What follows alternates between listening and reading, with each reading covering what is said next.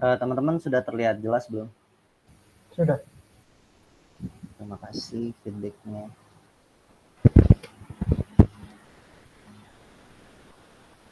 Baik, bismillahirrahmanirrahim. Assalamualaikum warahmatullahi wabarakatuh. Yang terhormat dosen penguji 1, Bapak Dana. Yang terhormat dosen pembimbing 2 dan yang terhormat dosen pembimbing 3, Bapak Firman Nur Hasan, yang telah memberikan kesempatan saya untuk presentasi pada kesempatan kali ini. Sebelumnya perkenalkan, nama saya Ridho Faisananda dengan NIM 200301502. Saya ingin memperkenalkan dan mempresentasikan hasil penelitian saya berupa publikasi jurnal yang berjudul Sentiment Analysis of Customer Satisfaction in Gojek and Grab Application Reviews Using the Knife Bias Algorithm, yang dibimbing oleh Bapak Firman Nur Hasan, Eskom MTI. Berikut adalah profil jurnal saya, Bapak Ibu sekalian, yaitu yang pertama ada publisher. Jurnal ini diterbitkan oleh Jurnal Teknik Informatika atau biasa disebut JUTIF, Universitas Jenderal Sudirman. Selanjutnya, jurnal ini disubmit pada tanggal 6 Januari 2024 dan direview pada tanggal 2 Februari 2024 dan dipublish pada tanggal 18 Februari 2024. Berikut adalah link publikasi saya. Selanjutnya, alasan penelitian, mengapa saya memilih objek penelitian ini, karena sebagaimana yang telah tertera pada layar Bapak Ibu sekalian, terlihat bahwa data per ojek online di Indonesia dirajai oleh dua aplikasi yang sangat-sangat jomplang penggunanya di Indonesia. Seperti yang bisa Bapak Ibu lihat di sisi kiri layar Bapak Ibu sekalian, terdapat Gojek dan Grab yang sangat-sangat menguasai berbanding terbalik dengan Maxim dan InDriver. Selanjutnya adalah latar belakang. Fenomena ojek di online di Indonesia sebagaimana yang kita ketahui pada tahun 2015 adanya pergeseran habit karena diterpa oleh fenomena penduduk Indonesia, diterpa oleh fenomena sesuatu yang menyebabkan habit orang-orang Indonesia itu berubah. Salah satunya adalah ojek online yang biasanya orang-orang pengguna jasa transportasi tersebut harus mendatangi sebuah ojek pangkalan, lalu ditawarkan dengan fitur-fitur yang sangat-sangat memudahkan para penggunanya untuk menggunakan jasa transportasi. Ojek online ini menawarkan fitur yang sangat-sangat memudahkan para penggunanya, yaitu dapat menjemput di tempat lokasi pemesanan. Selanjutnya ada penguasa pasar ojek online di Indonesia. Ini alasan saya mengambil dua aplikasi tersebut sebagai objek penelitian saya, karena dua aplikasi ini merajai di pasar roda 2 maupun roda 4. Selanjutnya adanya perdebatan netizen di sosial media terkait manakah yang lebih baik antara Gojek dan Grab. Hal ini memunculkan inisiatif saya untuk melakukan penelitian untuk meneliti manakah yang lebih baik antara Gojek ataupun Grab. Lalu sentimen-sentimen yang saya dapatkan dari sosial media akan saya olah untuk mengetahui nilai sentimen yang ada menggunakan algoritma Knife Bias. Selanjutnya ada rumusan masalah. Yang pertama ada meningkatkan bagaimana tingkat kepuasan pengguna terhadap aplikasi Gojek dan Grab di Indonesia. Yang kedua, bagaimana tingkat keefektivitasan algoritma Knife Bias, dan dalam analisis sentimen, bagaimana hasil analisis sentimen terhadap aplikasi Gojek dan Grab dengan menggunakan algoritma Knife Bias. Selanjutnya ada batasan masalah, Bapak Ibu sekalian. Batasan masalah yang pertama yaitu adalah sumber data. Sumber data yang peneliti pakai yaitu bersumber dari satu platform, yaitu Google Play. Selanjutnya ada waktu penelitian. Waktu penelitian ini sumber datanya peneliti batasi dari tanggal 14 Mei hingga 20 Juli 2023 ketika penelitian ini dimulai. Selanjutnya ada bahasa penelitian. Sebagaimana yang kita ketahui Bapak Ibu sekalian, Grab adalah aplikasi dari luar Indonesia yang mana reviewnya akan memunculkan beberapa bahasa, maka dari itu peneliti membatasi hanya menggunakan bahasa Indonesia saja. Selanjutnya ada tujuan dan manfaat penelitian. Yang pertama, mengetahui kepuasan pelanggan akibat aplikasi Gojek dan Grab. Yang kedua, mengetahui manakah yang lebih baik menurut pengguna antara Gojek ataupun Grab. Selanjutnya, mengetahui keefektivitasan algoritma Knife Bias dalam mengklasifikasi ulasan ke dalam kelas yang sesuai. Selanjutnya ada manfaat penelitian Bapak Ibu sekalian. Yang pertama ada bagi mahasiswa, yaitu meningkatkan pemahaman mahasiswa dalam melakukan sebuah penelitian sekaligus melakukan implementasi dari ilmu yang telah dipelajari di kelas. Selanjutnya ada peluang publikasi seperti saya sekarang. Penelitian ini alhamdulillah telah terbit di di Sinta 3. Selanjutnya ada bagi masyarakat. Yang pertama adalah informasi bagi perusahaan terkait.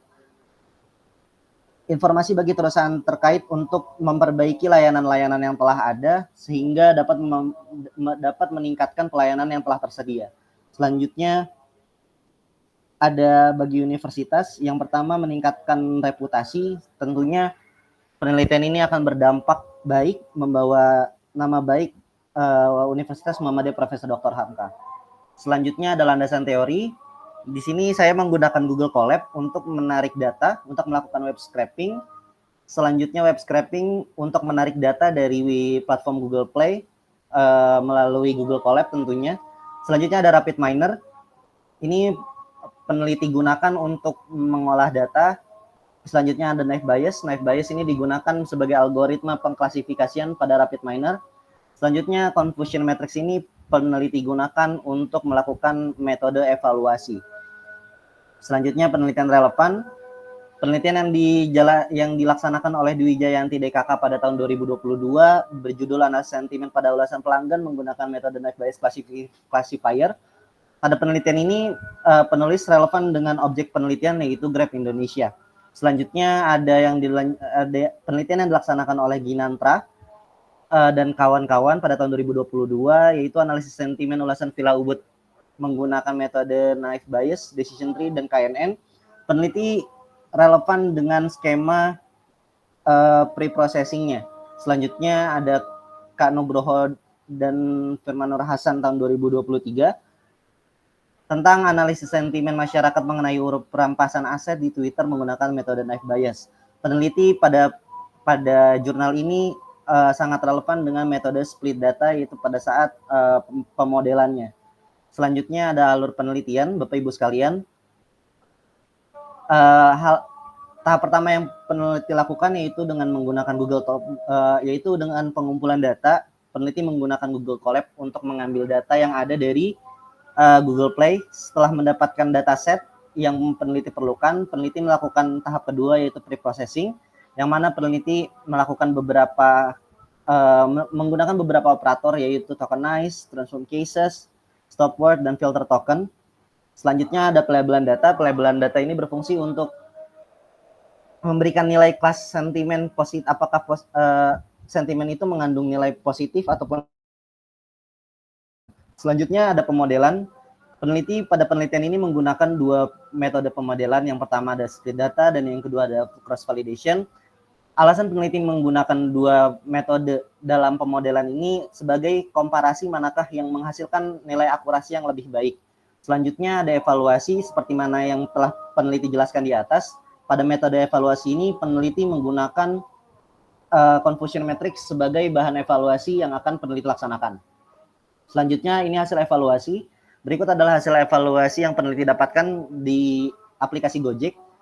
Terlihat di layar Bapak Ibu sekalian bahwasanya pada aplikasi Gojek ini mendapatkan nilai precision sebesar 86,76%, recall sebesar 78,67%, dan akurasi sebanyak 83,33%.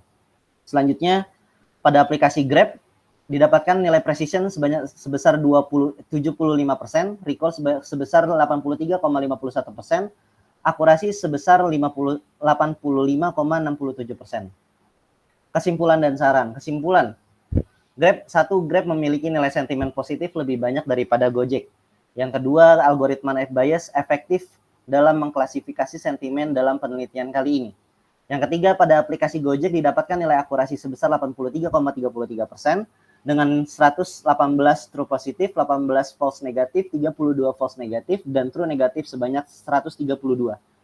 Sedangkan pada aplikasi Grab didapatkan nilai akurasi sebesar 85,67% dengan 81 true positif, 27 false negatif, 16 false negatif, dan true negatif sebanyak 176. Saran, 1. Memperbanyak sumber data lintas platform agar mendapatkan dataset yang lebih banyak. Hal ini dikarenakan pada penelitian kali ini peneliti hanya menggunakan satu platform saja. Diharapkan penelitian selanjutnya dapat menggunakan multi platform agar mendapatkan dataset yang lebih banyak dan yang lebih kompleks tentunya. Selanjutnya, penggunaan algoritma lain sebagai perbandingan tingkat akurasi untuk hasil yang lebih baik, sebagai nilai komparasi manakah algoritma yang lebih efektif untuk menghasilkan nilai akurasi yang lebih baik. Terima kasih Bapak Ibu sekalian. Terakhir dari saya, ingin mengutip kata-kata dari Steve Jobs, teknologi bukan hanya tentang gadget dan aplikasi, ini tentang menciptakan sesuatu yang berarti dan membuat hidup orang lain lebih baik. Sekian Bapak Ibu, terima kasih banyak atas atensinya dan atas perhatiannya. Saya mengharapkan banyak masukan-masukan dari Bapak Ibu sekalian. Sekian dari saya.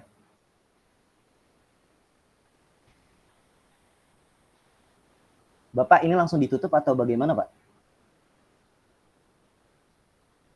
Langsung lanjut aja yang berikutnya ntar. Baik, kurang lebihnya mohon dimaafkan. Wabillahi taufiq wal hidayah. Assalamualaikum warahmatullahi wabarakatuh. Waalaikumsalam warahmatullahi wabarakatuh.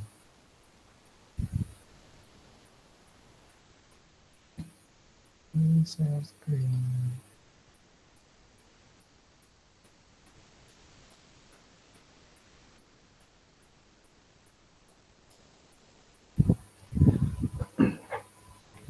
Baik, bismillahirrahmanirrahim. Assalamualaikum warahmatullahi wabarakatuh.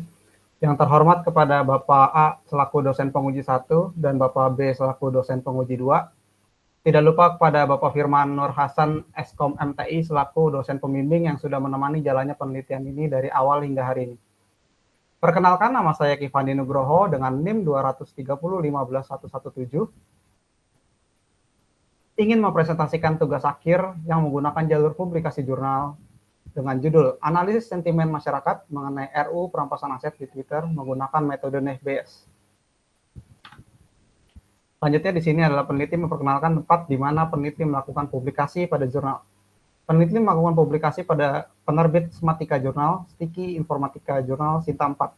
Ada linknya. Riwayat artikel diterima pada 25 Juli 2023, direview pada 23 Agustus 2023, disetujui pada 12 September 2023, dan terbit pada 20 Desember 2023. Selanjutnya pada gambar di bagian kiri yang bersumber dari indonesiabaik.id, di sini dapat dilihat bahwa grafik IPS Indonesia berada pada peringkat 115 dari 180 negara dengan skor 34. Itu sama dengan pada tahun 2022. Hal ini menjelaskan tingkat korupsi di Indonesia masihlah sangat tinggi. Selanjutnya pada gambar sebelah kanan yang bersumber pada national.kompas.com, dari gambar yang bersumber ini terdapat diagram pie yang menunjukkan presentasi dari seberapa mendesak RUU Perampasan Aset itu disahkan. Sangat mendesak 35,5%, mendesak 46,7%, tidak mendesak 12,1%, sangat tidak mendesak 1,5%, dan tidak tahu 4,2%. Dari hal ini peneliti membuat latar belakang. Di era saat ini kita merasakan kebanjiran data yang bersumber dari media sosial. Salah satunya adalah Twitter. Twitter sendiri merupakan salah satu dari media sosial yang digunakan untuk berkomunikasi dan menyampaikan opini dari berbagai kalangan yang tentunya cukup bervariasi. Penelitian yang dilakukan berkaitan dengan RUU Perampasan Aset yang tak kunjung disahkan. Bagaimana pendapat orang-orang di sosial media mengenai topik ini. Lalu dilakukanlah pengumpulan data menggunakan media Twitter dengan kata kunci RUU Perampasan Aset. Data diambil pada tanggal 21 sampai 23 Juni 2023 dan berhasil mendapatkan dataset sebanyak 413 yang nantinya akan melewati tahapan pre-processing, labeling, implementasi data, evaluasi, dan diambil kesimpulan dari hasil yang didapati. Selanjutnya, jurnal ini memiliki rumusan masalah sebagai berikut. Bagaimana analisis sentimen terhadap RUU Perampasan Aset dari komentar di Twitter? Bagaimana implementasi metode NEF-BS dalam analisis sentimen terhadap RUU Perampasan Aset? Seberapa akurat prediksi analisis sentimen dengan metode NEF-BS dalam penelitian ini? Selanjutnya, penelitian ini juga memiliki batasan masalah. Penelitian ini hanya menggunakan data komentar masyarakat yang ditemukan di Twitter. Fokus analisis sentimen adalah terhadap RUU Perampasan Aset yang belum disahkan. Metode yang digunakan dalam analisis sentimen adalah metode NFBS. Penelitian ini tidak membandingkan dengan metode analisis sentimen lainnya. Dalam tujuan penelitian, 1. Menganalisis sentimen masyarakat terkait RUU perampasan aset yang belum disahkan melalui komentar di media sosial Twitter. Mengimplementasikan metode NFBS dalam analisis sentimen untuk memprediksi tweet positif dan negatif.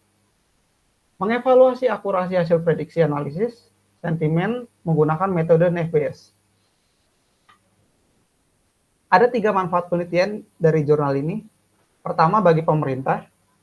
Bagi pemerintah sendiri tentunya memberikan informasi kepada pemerintah mengenai pandangan masyarakat terhadap RUU perampasan aset.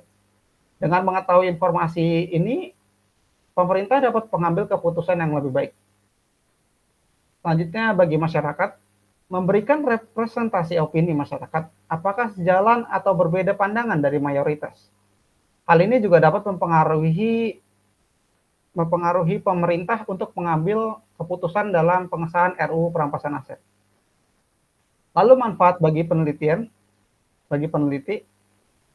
tentunya kontribusi dalam bidang analisis sentimen dengan meneliti RUU perampasan aset dan menerapkan metode NFBS. Peneliti dapat memperoleh pemahaman yang lebih baik tentang sentimen masyarakat dari analisis data dan hasil penelitian. Selanjutnya ada landasan teori. Pertama, analisis sentimen. Digunakan peneliti untuk mengidentifikasi sentimen yang bersifat positif maupun negatif. Selanjutnya, rapid miner digunakan sebagai tools utama dalam mengelola data set. Selanjutnya, RUU perampasan aset merupakan sebuah topik utama dalam penelitian ini. Dan Twitter merupakan media sosial yang digunakan untuk menarik atau pengambilan data.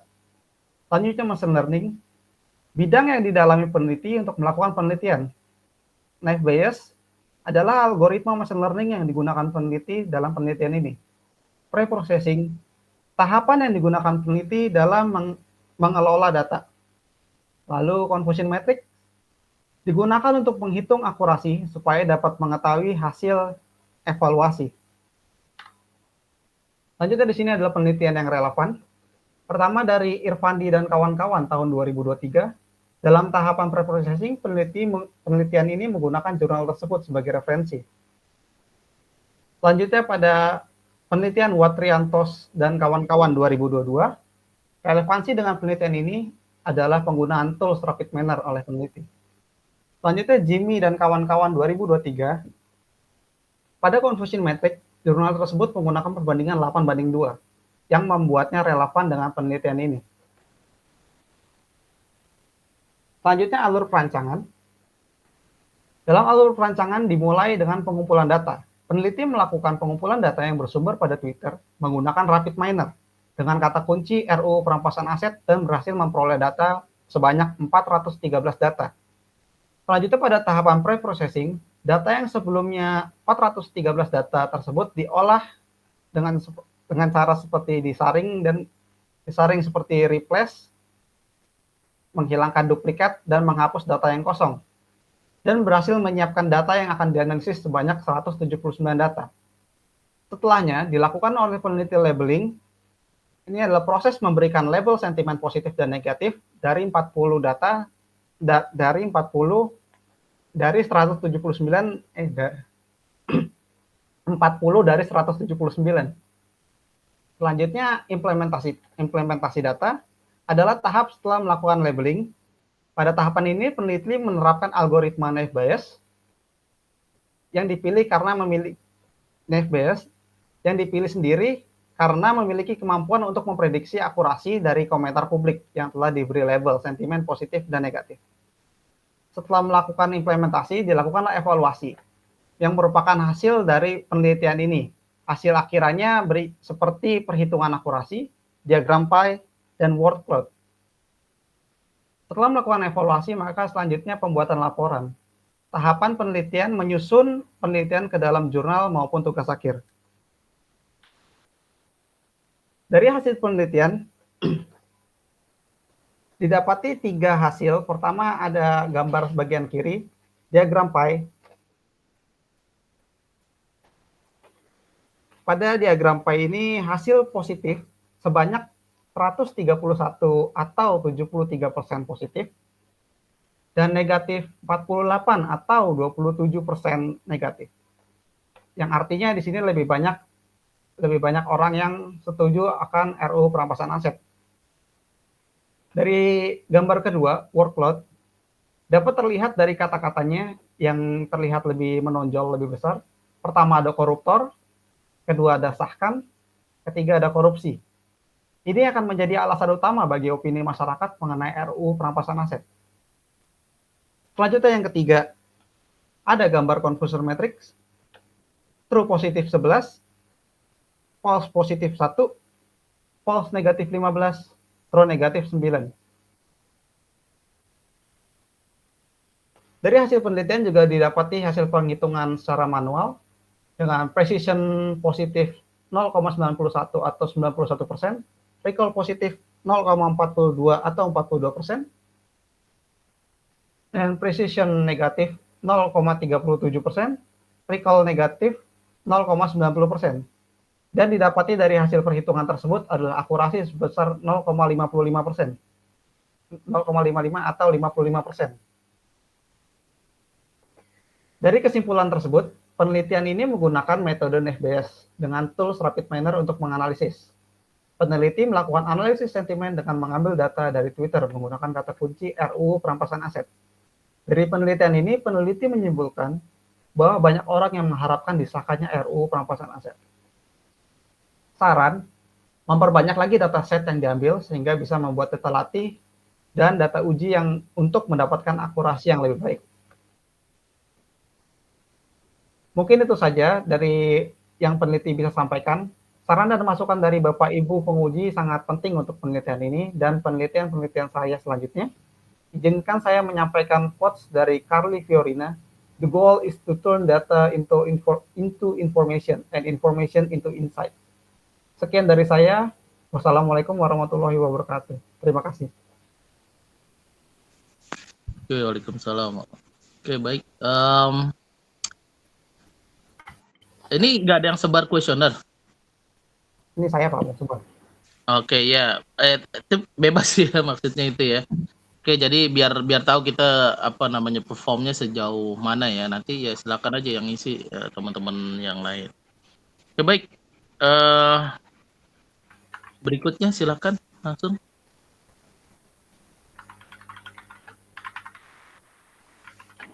Silakan.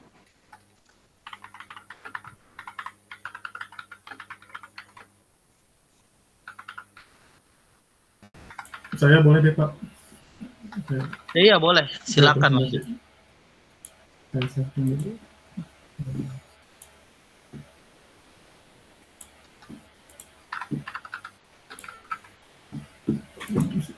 Sudah tampil atau belum? Ya lanjut ya, silakan ya. Tuh ya, Kifandi udah sebar kuesioner ya, silakan ngisi ya. Dan ngisinya dengan jujur ya, supaya buat perbaikan bersama ya.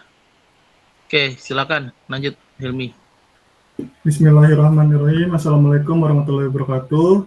Yang saya hormati Ketua Sidang pada malam hari ini, yang saya hormati dosen penguji 1, yang saya hormati dosen penguji 2, dan yang saya hormati dosen pembimbing saya, Bapak Firman Nur Hasan, Eskom MPI. Perkenalkan, nama saya Hilmi Zafran Mufri. Hilmi. Sorry, Ya. bentar. Tadi dari si Rida, dari si Kifandi juga mereka dosennya kenapa nggak berani nyebut gitu ya, dosen penguji satunya siapa, penguji aja berandai-andai aja siapa, sebut aja ya, sebut aja biar saya tahu gitu kan. Ya apa namanya, kemarin kan saya ngajarinnya kan jadi ketua penguji itu sekaligus penguji satu ya nanti ya, jadi kita kan cuma 3 orang isinya. Penguji 1 ya dia merangkap sebagai ketua penguji, terus penguji 2-nya siapa ya, jadi simulasi aja siapa aja, sebut aja terserah gitu kan ya, as you wish gitu kan, siapa tahu itu jadi kebenaran gitu kan ya, atau apa terwujud lah ya, sebut aja gitu biar saya juga tahu kamu bisa gak mengucapkannya dengan dengan baik ya. Nih next berikutnya ya setelah Hilmi juga ya, dan Hilmi juga saya harapinnya gitu ya. Ya sebut aja siapa gitu ya. Penguji 1, penguji 2 ya dan lain-lain ya. Namanya juga simulasi. Tapi itu Ya, kok kan ketua sidangnya saya sebutin terus langsung loncat ke penguji 2 aja. iya kan karena kan ketua Iya. sidang itu kan dia sekaligus penguji 1 gitu ya. Terserah gimana kamu menyebutkannya gitu ya. Bebas aja Hmm. ya siapapun dia gitu ya. Siapa tahu ya terwujud nanti ya. Oke, baik ya. Silakan dilanjut dari ulang Hilmi ya, biar Iya Pak. next ya setelah Hilmi juga begitu ya. Oke, silakan. Bismillahirrahmanirrahim. Assalamualaikum warahmatullahi wabarakatuh. Yang saya hormati Ketua Sidang pada malam hari ini, Bapak Isa Fakihudin. Yang saya hormati dosen penguji 2, Bapak Ahmad Rizal Zikrullah. Dan yang saya hormati dosen pembimbing saya, Bapak Firman Nur Hasan, STMTI. Perkenalkan, nama saya Hilmi Zafran Mufli dengan NIM 2001050155057. Saya ingin mempresentasikan hasil penelitian saya bersama dosen pembimbing saya yang berjudul Analisis Sentimen Terhadap Pelayanan Transjakarta berdasarkan tweets menggunakan metode Night Bias Classifier. Tugas akhir ini merupakan dari jalur publikasi jurnal. Berikut merupakan profil jurnalnya. Jurnal ini publish-nya di Klik Kajian Ilmiah Informatika dan Komputer STMIK Budi Dharma. Kemudian jurnal ini disubmit itu pada tanggal 11 Juni 2024 dan telah publish pada tanggal 30 Juni tahun 2024. Berikut merupakan link publikasinya. Sebelum masuk ke latar belakang, berikut merupakan data yang terkait dengan penelitian yang dilakukan. Bisa dilihat bahwa Jakarta merupakan kota dengan tingkat kemacetan tertinggi di Asia, yaitu tepat pada peringkat ke-9 yang didapat dari website TomTom Traffic Index. Kemudian untuk mengatasi kemacetan ini, pemerintahan Jakarta memberikan solusi dengan meningkatkan transportasi umumnya. Salah satunya itu Transjakarta. Bisa dilihat dari data survei BPS, jumlah bus Transjakarta yang beroperasi pada tahun 2023 dan 2024, setiap bulannya ini mengalami penambahan unit dari bus Transjakartanya. Dari yang awalnya 3.853 unit di bulan Januari 2023, dan pada akhir April yaitu sebanyak 4.457 unit bus Transjakarta. Kemudian latar belakang dilakukannya penelitian ini, tingginya tingkat kemacetan di Jakarta. Transjakarta ini merupakan salah satu solusi yang diberikan pemerintahan Jakarta sebagai transportasi umum yang cepat, nyaman, dan harganya terjangkau, serta mudah ditemukan. Penelitian ini bertujuan untuk menganalisis sentimen penggunaan Transjakarta di media sosial X menggunakan algoritma Night Bias di aplikasi RapidMiner. Analisis ini diharapkan bisa memberikan gambaran mengenai tingkat kepuasan para pengguna terhadap layanan Transjakarta, sehingga Transjakarta ini bisa meningkatkan terus kualitas layanannya. Nah, rumusan masalah pada penelitian ini ada 3. Yang pertama itu bagaimana membangun model algoritma Night Bias untuk melakukan klasifikasi terhadap tweets mengenai Transjakarta. Kemudian yang kedua, bagaimana hasil sentimen dari analisis mengenai pelayanan Transjakarta, serta sentimen apa sih yang paling banyak, apakah sentimen positif atau negatif. Kemudian yang ketiga, bagaimana performa dari model algoritma Night Bias yang telah dibangun atau dibuat. Berikut merupakan batasan masalah dalam penelitian ini, ada 4. Yang pertama itu peneliti menggunakan data tweet sebanyak 827 data tweet yang diperoleh dari media sosial X dalam rentan waktu Maret 2024 hingga April 2024. Nah, data sentimen ini nantinya akan diklasifikasikan ke dalam 2 kategori, yaitu negatif dan positif. Kemudian dalam prosesnya nanti peneliti menggunakan stop word dalam bahasa Indonesia dalam proses filter stop word di bagian preprocessing.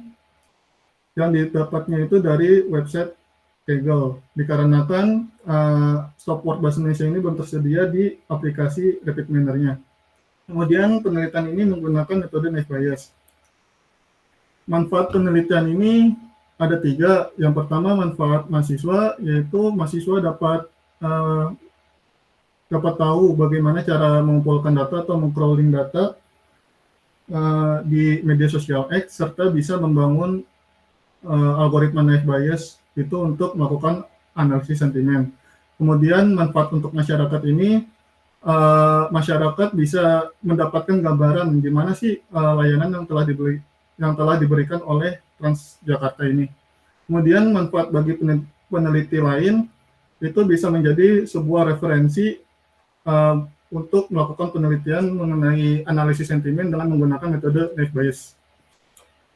Kemudian berikut ada 5 teori yang digunakan oleh peneliti. Yang pertama, teori analisis sentimen. Teori ini sangat diperlukan oleh peneliti dikarenakan inti dari penelitian ini yaitu mengenai analisis sentimen. Kemudian teori Naive Bayes ini diperlukan juga oleh peneliti dikarenakan penelitian ini menggunakan metode Naive Bayes untuk melakukan proses analisis sentimen berupa klasifikasi. Kemudian teori web scraping ini peneliti juga membutuhkan dikarenakan pada saat proses crawling data menggunakan metode web scraping. Dilanjut dengan teori RapidMiner, peneliti menggunakannya dikarenakan pada saat proses klasifikasi atau analisis sentimennya itu terjadi di aplikasi RapidMiner-nya. Kemudian yang terakhir, teori confusion matrix, yaitu peneliti menggunakan confusion matrix ini untuk evaluasi. Kemudian penelitian yang relevan, di sini ada 3, yaitu penelitian dari Pratmanto tahun 2023 mengenai analisis sentimen terhadap aplikasi Canva menggunakan algoritma Naive Bayes dan Kinner's Network. Di sini peneliti mengambil referensi cara penggunaan algoritma Naive Bayes untuk melakukan analisis sentimen. Kemudian pada penelitian yang dilakukan oleh Indarwati dan Februariati tahun 2023 yang berjudul analisis sentimen terhadap kualitas pelayanan aplikasi Gojek menggunakan metode Naive Bayes Classifier. Di sini peneliti mengambil referensi pada tahap pre-processing-nya bagaimana. Kemudian penelitian yang dilakukan oleh Normawati dan Prayogi pada tahun 2021 yang berjudul implementasi Naive Bayes Classifier dan Confusion Matrix pada analisis sentimen berbasis teks pada Twitter. Peneliti mengambil metode Confusion Matrix-nya untuk melakukan evaluasi terhadap si Naive Bayes-nya ini. Berikut merupakan alur penelitiannya, diawali dengan identifikasi kebutuhan, kemudian dilanjut dengan pengumpulan data dengan metode web scraping, kemudian dilanjut dengan pre-processing data. Di sini ada 5 tahapan yang diawali dengan cleansing. Dengan cleansing ini untuk menghapus data yang duplikat serta menghapus simbol-simbol seperti titik, koma, tanda tanya, dan sebagainya yang terkandung dalam dataset. Kemudian dilanjut dengan transform case, yaitu untuk mengubah huruf yang kapital menjadi tidak kapital. Kemudian dilanjut dengan tokenize, dan di mana data tweet ini nanti akan diubah menjadi bentuk token atau dibentuk per kata gitu. Kemudian dilanjut dengan filter stop word. Di sini kata-kata yang tidak bermakna akan dihapus. Kemudian di filter by length ini kata-kata yang minimum jumlah hurufnya yang telah ditetapkan itu akan dihapus. Kemudian dilanjut dengan pelabelan data. Pelabelan data ini nantinya akan menjadi data latih atau data training untuk si metode Naive Bayes-nya. Kemudian dilanjut dengan perencanaan modelnya, membuat algoritma Naive Bayes serta data latihnya. Split data ini dilakukan dengan perbandingan 70:30, 70-nya untuk data latih dan 30-nya untuk data uji. Nah, setelah metode Naive Bayes-nya ini sudah beradaptasi terhadap data latihnya, itu akan menghasilkan sebuah klasifikasi dari si Naive Bayes ini berupa nilai sentimen, yaitu nilai sentimennya itu negatif atau positif. Jadi nanti komentar yang belum memiliki nilai sentimen ini bakal terisi oleh si Naive Bayes-nya. Setelah selesai proses klasifikasi, maka akan dilanjut dengan proses evaluasi dengan menggunakan metode confusion matrix, yang nantinya itu akan menghasilkan 3, yaitu akurasi, recall, dan precision. Setelah evaluasi selesai, dilakukan penyusunan laporan untuk pengarsipan dari penelitiannya. Berikut merupakan evaluasinya, bisa dilihat bahwa akurasi dari penelitian ini 73,96%. Dan di sini ada perhitungannya, bahwa akurasinya itu sesuai kan 73,96% sesuai dari hasil dari rapid manner-nya. Kemudian recall-nya ini dari perhitungan 28,12% dan precision-nya ini 30%. Kemudian di sini ada visualisasi dari confusion matrix-nya, yang dimana itu untuk mempermudah bagi si pembaca bahwa di sini true negatifnya itu ada 116 data, false negatifnya ada 23 data, false positifnya ada 21 data, dan true positifnya ada 9 data. Kemudian dilanjut dengan kesimpulan dan saran. Di sini kesimpulannya bahwa hasil dari analisis sentimen terhadap layanan Transjakarta didapati 150 sentimen positif dan 623 sentimen negatif dari total 773 dataset atau data tweetnya yang dianalisis sebelumnya. Kemudian hasil ini menunjukkan bahwa mayoritas pengguna Transjakarta memiliki sentimen negatif terhadap layanan yang diberikan. Saran untuk penelitian yang akan dilakukan selanjutnya, jumlah data yang dianalisis bisa ditingkatkan lagi. Kemudian pada proses pelabelan dataset oleh peneliti sebaiknya ditingkatkan untuk memperoleh hasil klasifikasi net bias yang lebih akurat, karena akurasi yang diperoleh masih bisa ditingkatkan lagi. Sebelum mengakhiri, ada sepatah kata dari Imam Al-Ghazali, ilmu tanpa amal bagaikan pohon tanpa buah. Sekian dari presentasi saya. Terima kasih. Wassalamualaikum warahmatullahi wabarakatuh. Oke, berikutnya silakan.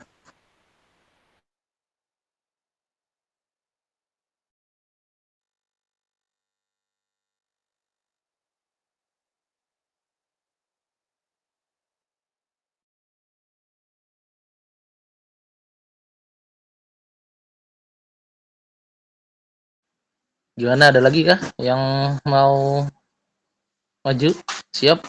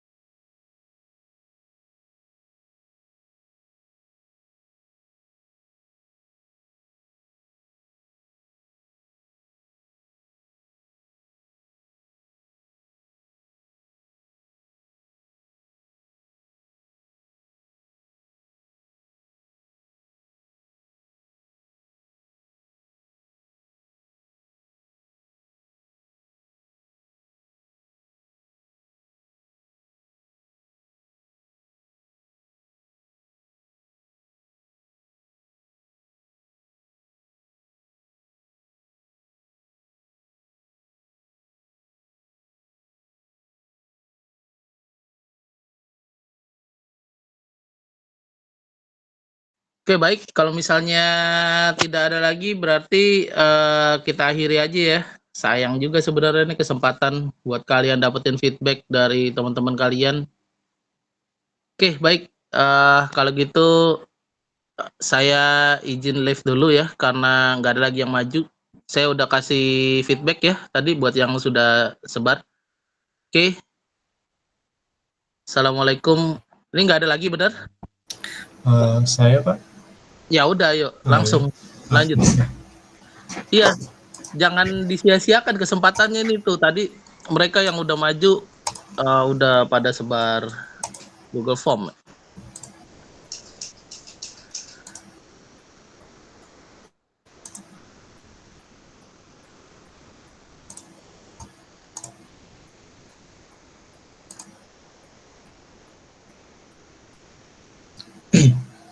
Ya, baik. Assalamualaikum warahmatullahi wabarakatuh. Waalaikumsalam. Pada yang Nggak terhormat, bisa di full screen. ini Nih. udah full screen, Pak. Bukan, ini yang terlihat bukan full screen-nya ini. Oh.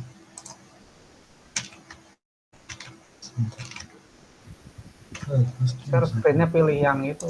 Yang entire ya? Iya. Nah, ini kan sekalian ini juga nih latihan tuh. Ternyata apa namanya nih Alif masih kagok nih Alif nih. Aduh.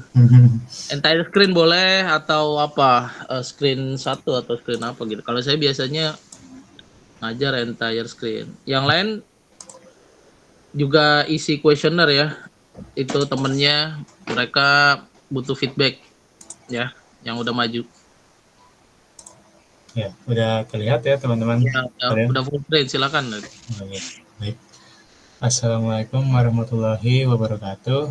Yang terhormat Bapak Ibu penguji 1, Bapak Ibu bla bla bla, dan Bapak Ibu penguji 2, Bapak Ibu bla bla bla bla. Lalu yang terhormat Sebut namanya, nggak usah takut, sebut aja. Iya, Pak. Tapi namanya belum tahu, Pak. Nggak apa-apa kan, as you wish aja, siapa tahu jadi terwujud. Sebut aja namanya, nggak apa-apa. Iya. Takut ntar jadi kaku lidahnya. Nggak Iya. apa-apa, sebut aja terus sama gelar lengkapnya mereka kan saya udah contohin. Oke, lengkapnya saya nggak tahu deh, Pak. Ya, yang terhormat Bapak penguji 1, Bapak Irwansyah, dan yang terhormat Bapak penguji 2, Bapak Isa Fakihudin Hanif, dan dosen pembimbing skripsi saya Bapak Firman Nur Hasan, Eskom MTI. Izinkan saya Alif Rizky Abdillah mempresentasikan skripsi saya tentang analisis sentimen terhadap kandidat calon presiden berdasarkan tweet di sosial media menggunakan NFBS classifier. Lalu jalur ini merupakan jalur publikasi jurnal, bukan jalur skripsi. Selanjutnya, ini adalah artikel yang publish. Itu yang pertama, saya publish di Sematika Jurnal, Sinta 4, submit pada tanggal 26 November 2022, dan direview oleh reviewer 11 April 2023. Di-approve, disetujui pada tanggal 9 Mei 2023, lalu publish 30 Juni 2023. Link artikel dan keterangan artikel telah dilihat tertera di sebelahnya. Ya baik, jadi saya menganalisis 4 kandidat yang kemungkinan akan maju untuk Presiden 2024 nanti. Yang pertama adalah Anies Baswedan. Kenapa saya memilih beliau? Karena yang kita tahu bahwa beliau adalah Gubernur DKI Jakarta. Yang sebelumnya adalah Bapak Joko Widodo yang awalnya Gubernur DKI Jakarta lalu diangkat menjadi Presiden. Lalu Bapak Prabowo Subianto yang terus-terusan mencalonkan diri untuk menjadi Presiden Indonesia. Selanjutnya Bapak Ganjar Pranowo yang mempunyai kinerja yang baik di Jawa Tengah sebagai Gubernur, dan Bapak Sandiaga yang kemarin juga telah mengajukan diri menjadi Capres di tahun sebelumnya. Berikutnya latar belakang penelitian. Penelitian ini bertujuan untuk menganalisis sentimen masyarakat, khususnya pengguna aplikasi Twitter, tentang keempat kandidat yang kemungkinan akan mencalonkan diri sebagai Capres di 2024. Keseluruhan proses penelitian ini tuh dilakukan dengan menggunakan rapid miner dari awal pengambilan data sampai penerapan algoritma. Metode yang peneliti gunakan adalah naive Bayes. Lalu peneliti menggunakan naive Bayes untuk menentukan apakah sebuah statement di tweet itu bernilai positif atau negatif, yang dilakukan menggunakan rapid miner juga. Rumusan masalah, ada 2 rumusan masalah pada penelitian kali ini. Yang pertama, bagaimana sih hasil dari algoritma naive Bayes dalam memberikan sentimen kepada 4 kandidat yang kemungkinan akan maju dalam Pilpres 2024. Lalu yang kedua, bagaimana algoritma naive Bayes dalam melakukan klasifikasi terhadap kandidat calon presiden yang akan maju pada pemilu 2024. Berikutnya ada 4 batasan masalah pada penelitian ini. Yang pertama, data sentimen didapatkan berasal dari tweet pada Twitter yang diambil menggunakan RabbitMiner. Lalu yang kedua, data sentimen yang digunakan peneliti berjumlah 1000 data per kandidat. Data memang berjumlah 1000, tapi pada saat dilakukan pembersihan dan penghapusan data yang duplikat, penghapusan kalimat yang duplikat, itu data tidak sampai 1000. Jadi berbeda-beda tiap paslon, ada yang 300, 200, bahkan 500. Selanjutnya yang ketiga, rentang waktu data yang peneliti ambil itu Januari sampai Oktober 2022.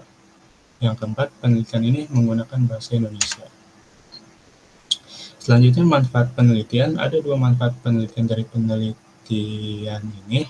Yang pertama untuk peneliti sendiri. Jadi untuk peneliti sendiri memberikan insight untuk peneliti bagaimana nih naive bias, bagaimana kerja naive bias, bagaimana naive bias tuh memberikan sentimen. Jadi untuk peneliti sendiri lah itu pengetahuan untuk peneliti sendiri. Lalu yang kedua untuk publik. Jadi untuk publik ini publik dapat mengetahui mana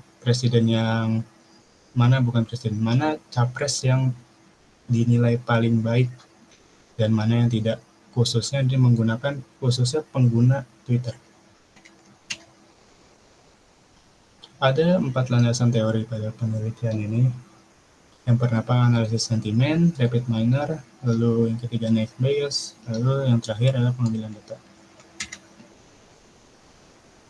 Ada 3 penelitian relevan.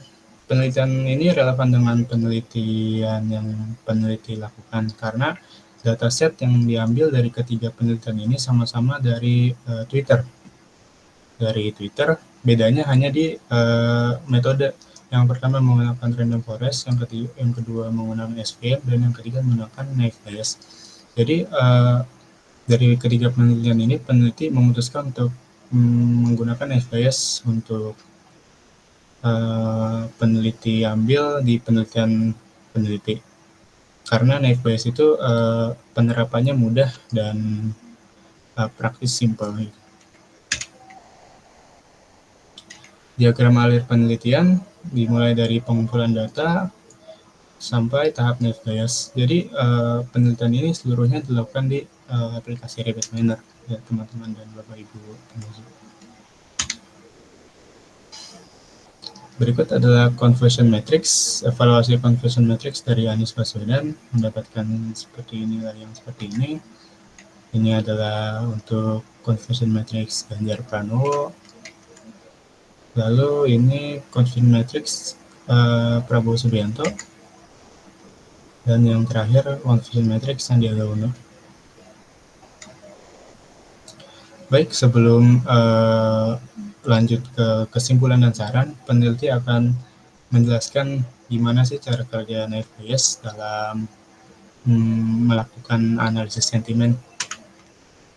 Ya, yang pertama nih, naive bias adalah metode probabilistik yang menggunakan teorema bias dengan asumsi bahwa fitur-fitur atau kata-kata di dalam teks itu bersifat independen satu sama lain. Independen itu tidak terkait satu sama lain, tidak mandiri ya. Jadi nggak ada kaitannya kata ini dengan kata yang lain. Contohnya seperti ini. Di data CSV ada 3 kalimat yang mengandung kata terlambat dan 2 kalimat dilabeli oleh peneliti sebagai kalimat negatif. Dan terakhir yang ketiga dilabeli peneliti sebagai kalimat yang positif. Jadi kata terlambat mempunyai perbandingan negatif dan positif yaitu 2:1. Negatif 2, positif 1. Contohnya lagi, ada 2 kalimat di sini. Yang kita tahu bahwa kalimat pertama sudah pasti negatif dan kalimat kedua itu positif. Peneliti memecahkan kata-kata per kalimat menjadi tabel di bawah. Ya, kecewa pengiriman terlambat itu ada di kalimat pertama yang dilabeli negatif. Maka dari itu kata-kata di atas mendapat poin negatif. Lalu dari terlambat dari meski pelayanan sangat baik. Itu adalah kalimat kedua yang dilabeli positif oleh peneliti. Oleh karena itu, kata-kata ini mendapatkan sentimen yang mendapatkan poin positif. Ya, contohnya lagi nih. Di sini ada kalimat, meski bekerja larut malam, saya tidak pernah terlambat sholat subuh. Di sini sentimennya belum tahu apa, tapi kita sudah tahu kalau sentimen ini adalah sentimen yang positif. Di sini kita pecah kata-katanya menjadi meski bekerja larut malam pernah terlambat sholat. Di sini kata-katanya mengambil dari slide sebelumnya, yang dimana tadi kata meski itu mendapatkan kalimat yang mendapatkan poin positif, dan kata terlambat mendapatkan poin negatif 1 dan poin negatif 1 juga. Dan kata yang lain 0 banding 0 karena memang belum diberikan analisis secara manual oleh peneliti. Nah, dari kalimat di atas ini sudah pasti kalimat negatif mendapat 1 poin dan kalimat positif mendapatkan 2 poin. Jadi perbandingannya adalah 1 banding 2, yang dimana pasti NFBS akan melabeli kalimat di atas sebagai kalimat positif, seperti itu. Terakhir, kesimpulan.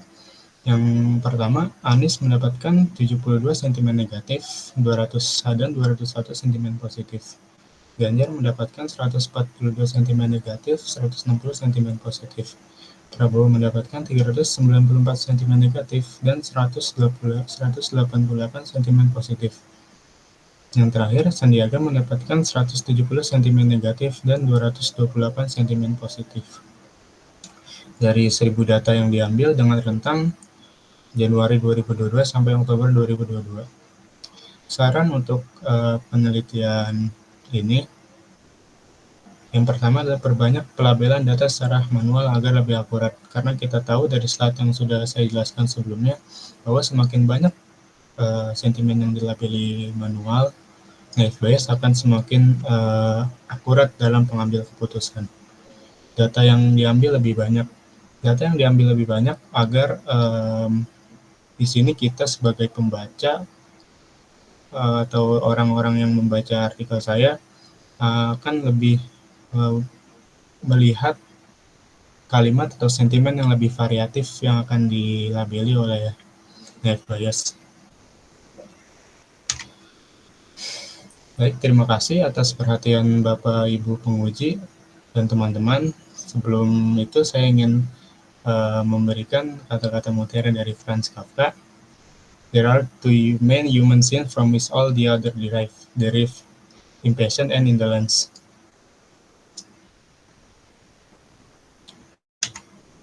Baik, terima kasih Bapak Ibu penguji dan teman-teman sekalian. Apabila ada saran yang bisa diberi masukan dari penelitian ini, akan sangat membantu bagi peneliti. Terima kasih. Wassalamualaikum warahmatullahi wabarakatuh. Oke, baik. Selanjutnya, masih ada lagi atau tidak?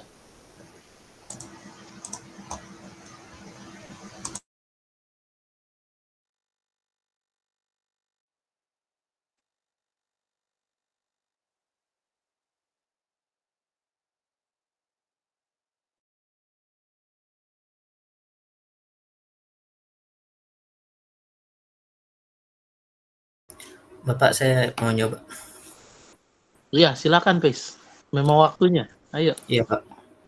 Bentar, saya nyoba share screen dulu.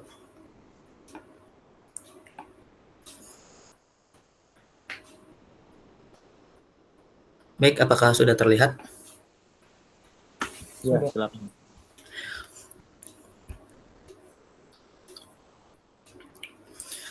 Baik, dibuka. Assalamualaikum warahmatullahi wabarakatuh. Yang saya hormati Ketua Penguji Sidang Akhir pada hari ini, yakni Bapak Dimas Febriawan Eskom MTI.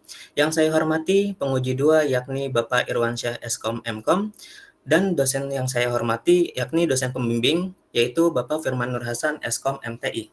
Perkenalkan, nama saya Afis Tantramukti dengan NIM 20030152224. ingin mempresentasikan hasil penelitian saya dengan dosen pembimbing dengan judul Analisis Sentimen Warganet terhadap keberadaan juru parkir liar menggunakan metode Naive Bayes Classifier. Untuk informasi, judul ini telah terbit pada Jurnal Media Informatika Budi Dharma atau MIB yang disubmit pada tanggal 9 November 2023 dan telah publish pada tanggal 2 Februari 2024. Berikut merupakan infografis mengapa alasan saya mengambil judul ini. Bisa kita lihat di infografis yang kiri, estimasi penghasilan parkir liar minimarket di Kota Jogja itu mencapai 26 miliar. Sedangkan PAD Kota Jogja aja di tahun 2023 itu hanya sekitar 14 miliar saja. Kemudian kita lanjut ke infografis yang kanan. Ini merupakan infografis di mana ada daftar 10 negara dengan jumlah pengguna Twitter terbanyak di dunia per Oktober 2023. Yakni di sini ada Indonesia di urutan keempat, meskipun urutan keempat ini penggunanya juga banyak, sebanyak 27 juta pengguna.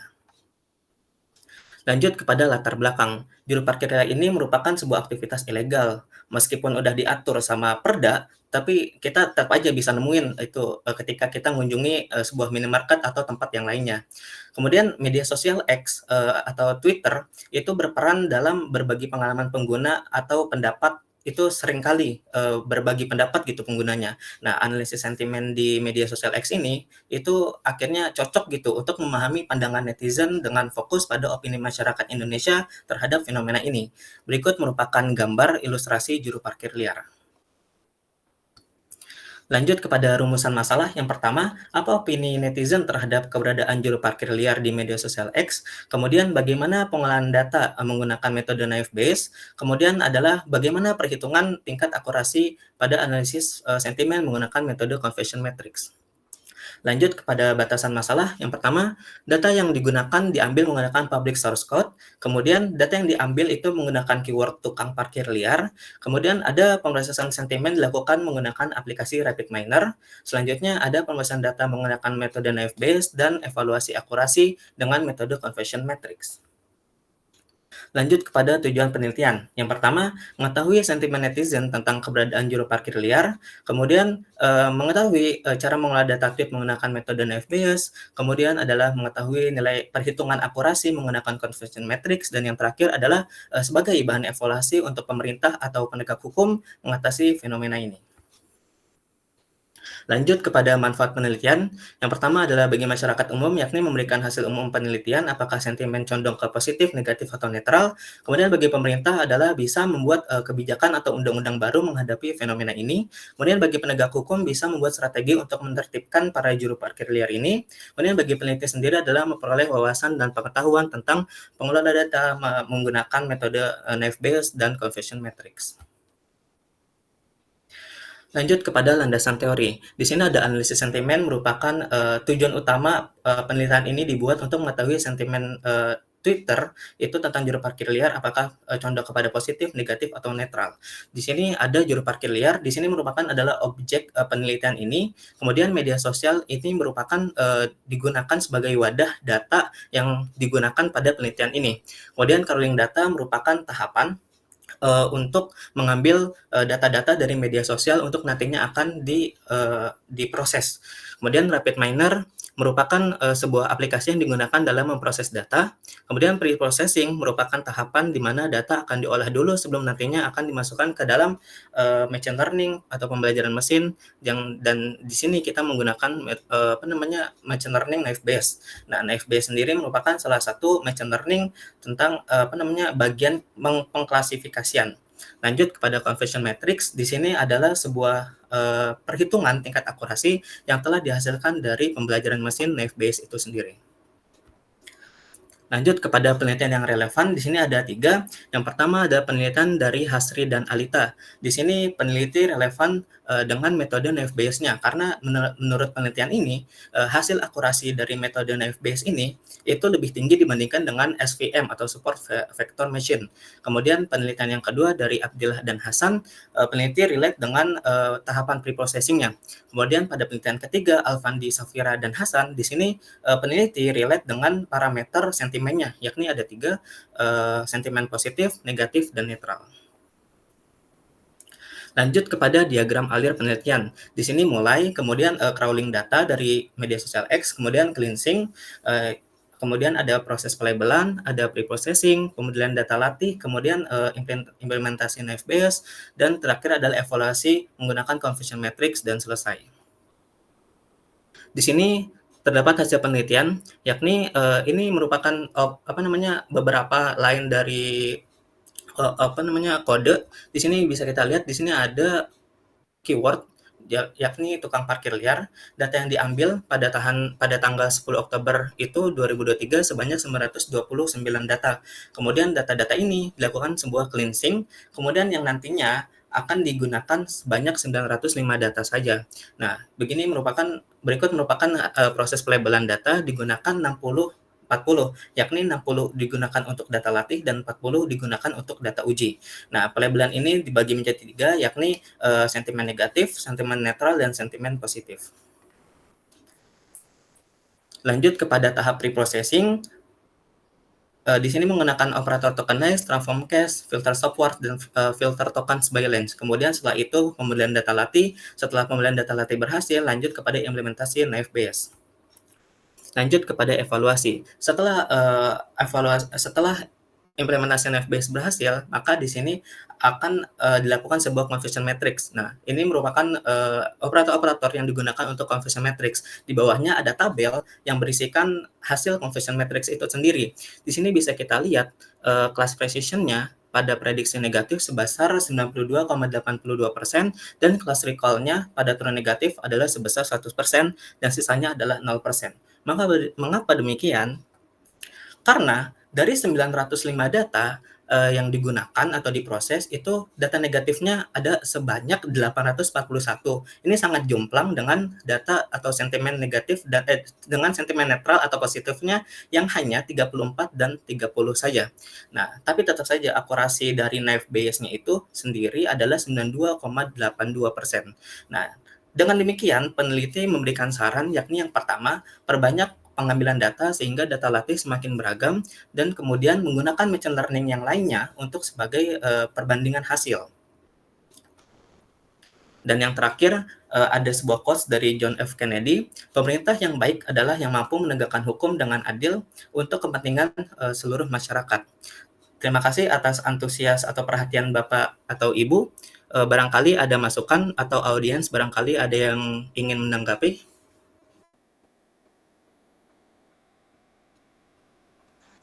Ya, oke. Ya, baik. Silakan berikutnya, selanjutnya ya.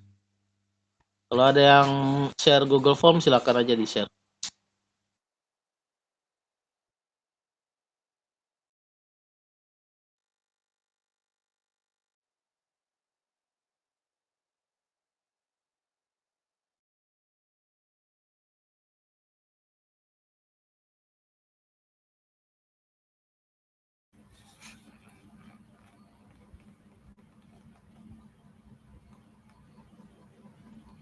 Bapak, saya ya, Pak.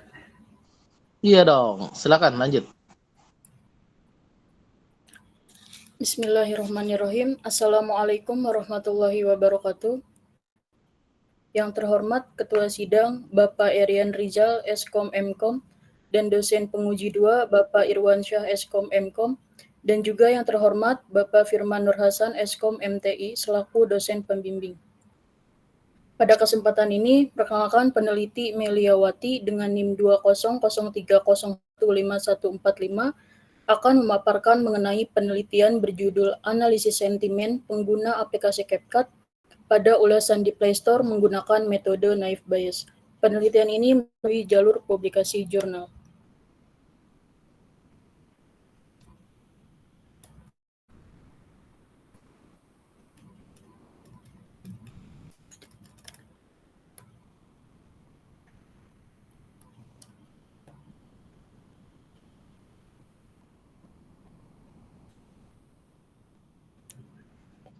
Kenapa, Mel?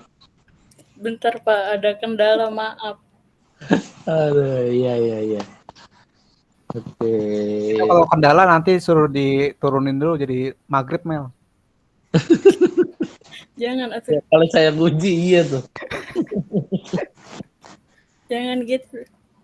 Ya aduh, Mulai lagi, Pak. Iya udah, ayo Dari awal lanjutin aja. lanjutin aja nggak apa-apa, lanjutin. Maaf ya, Latihan Pak. lagi tuh itu ya apa full screen atau apa tadi, mana nih, nggak ada yang di share? Belum muncul, Pak. Belum, nggak ada yang kamu share, kamu stop.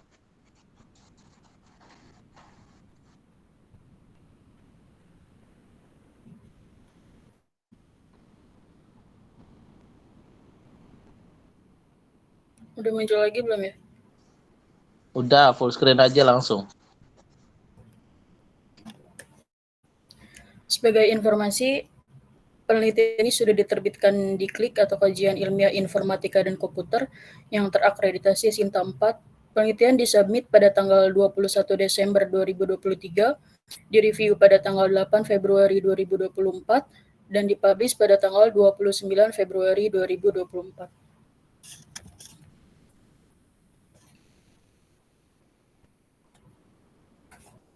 Peneliti melakukan penelitian ini dikarenakan beberapa alasan.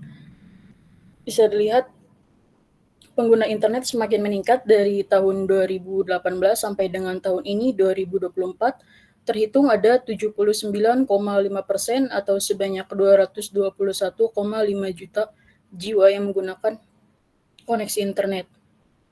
Berdasarkan data yang didapatkan dari data Indonesia.id, aplikasi CapCut ada di urutan kedua dari aplikasi yang paling banyak diunduh di Indonesia pada tahun 2023. Aplikasi CapCut ini selain tersedia di Play Store juga tersedia di App Store. Yang melatar belakangi penelitian adalah di dunia serba digital saat ini, seperti yang kita tahu, minat untuk berbagi pengalaman yang ditampilkan dalam visualisasi video semakin meningkat, sehingga menciptakan tuntutan akan kebutuhan alat pengeditan yang efisien dan sederhana. Dan salah satu alat pengedit yang paling populer adalah aplikasi CapCut. Aplikasi CapCut ini menyediakan berbagai fitur menarik dan mudah dalam pengoperasiannya. Data yang digunakan dalam penelitian dalam melakukan analisis sentimen ini adalah ulasan pengguna aplikasi CapCut, yang dimana hasilnya akan memberikan gambaran umum mengenai opini pengguna berdasarkan pengalamannya. Metode yang digunakan dalam penelitian ini adalah metode naive Bayes untuk melakukan pengklasifikasian data. Ada 3 rumusan masalah pada penelitian. Yang pertama, bagaimana ulasan pengguna aplikasi CapCut pada kolom ulasan di Play Store. Kedua, bagaimana mengimplementasikan metode naive Bayes dalam pengklasifikasian ulasan pengguna aplikasi CapCut. Ketiga, bagaimana perhitungan confusion matrix untuk mengindikasikan akurasi, precision, dan recall. Penelitian ini memiliki 4 batasan masalah yang dimana hanya menggunakan ulasan pengguna aplikasi CapCut dan hanya menggunakan satu metode, yaitu metode naive Bayes. Pada tahap evaluasi menggunakan confusion metric dan hasil analisisnya akan divisualisasikan dalam bentuk diagram pie dan word cloud. Tujuan dari penelitian ada 3. Pertama, mengklasifikasikan ulasan pengguna ke dalam sentimen positif ataupun sentimen negatif untuk mengetahui berapa banyak jumlah sentimen positif dan sentimen negatif. Kedua, memvisualisasikan hasil analisis sentimen. Dan ketiga, hasil evaluasinya direpresentasikan ke dalam bentuk confusion metric yang meliputi akurasi, precision, dan recall.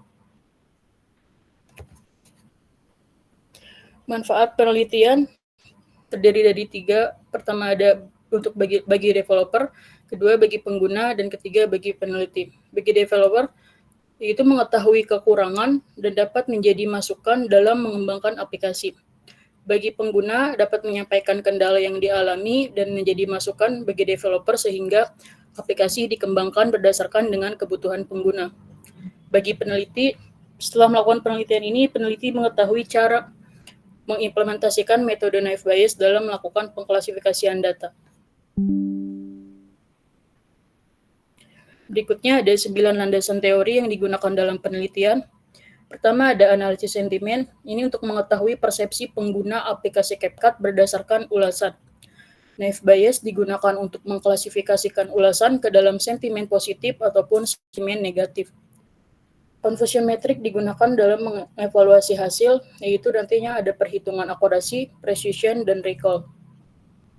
scraping digunakan untuk mengumpulkan data, pre-processing digunakan untuk mengelola data sehingga data menjadi lebih terorganisir. Kemudian aplikasi CapCut adalah aplikasi alat pengeditan yang digunakan dalam penelitian ini. Split data digunakan untuk menentukan pembagian data uji dan data latih.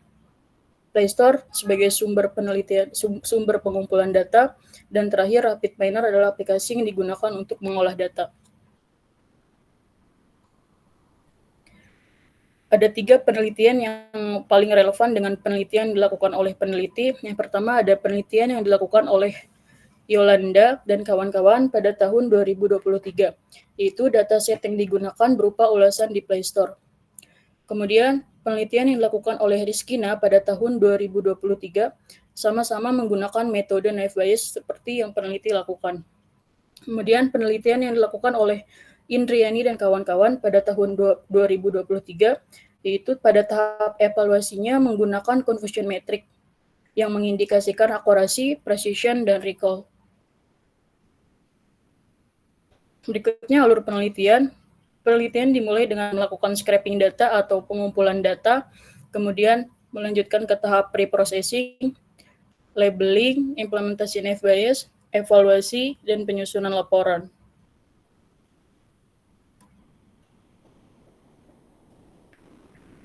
Hasil penelitian divisualisasikan ke dalam diagram pie dan workflow seperti yang sudah sebelumnya disampaikan. Pada diagram pie ini terlihat ada 52% sentimen negatif dan 48% sentimen positif, di mana ada 30 lebih banyak sentimen negatif dibandingkan dengan sentimen positif. Hal tersebut dikarenakan banyak pengguna yang mengalami kendala setelah melakukan update pada aplikasi CapCut.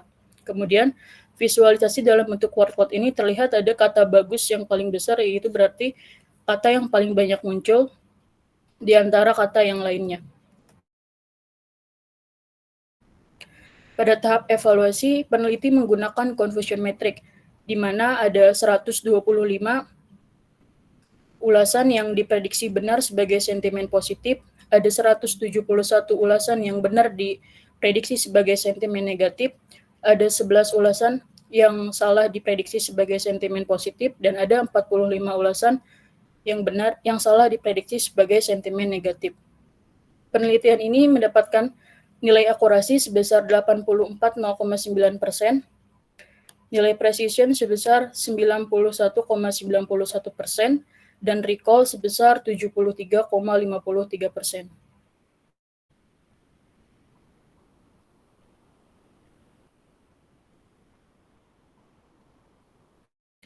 Kesimpulan, data yang digunakan sebanyak 880 ulasan pengguna, yang dimana pembagian datanya sebanyak 60/40 atau sebanyak 52/8 digunakan, 528 digunakan sebagai data latih, dan 352 digunakan sebagai data uji. Hasil pengklasifikasian ada 455 ulasan yang termasuk sentimen negatif dan 425 ulasan yang termasuk sentimen positif. Hal tersebut disebabkan oleh banyaknya pengguna yang merasa tidak puas dan mengalami kendala setelah melakukan update pada aplikasi CapCut. Saran untuk penelitian selanjutnya yaitu menggunakan lebih banyak data dan membuat perbandingan antara satu metode dengan metode lainnya.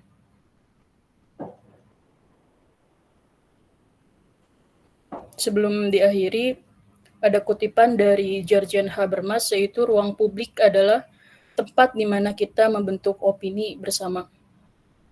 Sekian dan terima kasih. Masukan-masukan dari Bapak-bapak dosen penguji sangat diharapkan untuk menyempurnakan penelitian peneliti di masa mendatang. Oke, Assalamualaikum warahmatullahi wabarakatuh. Waalaikumsalam warahmatullahi wabarakatuh. Silakan lanjut berikutnya kalau masih ada ya.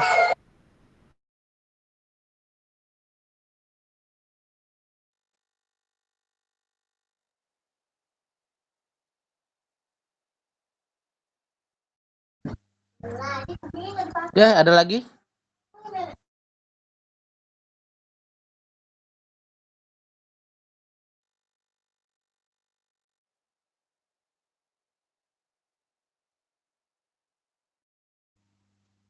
Oke, baik. Nggak ada lagi? Oh, melewati form ya. Oke, baik. Ada lagi kah yang lainnya? Silakan. Saya, Pak. Ya, langsung. Oke.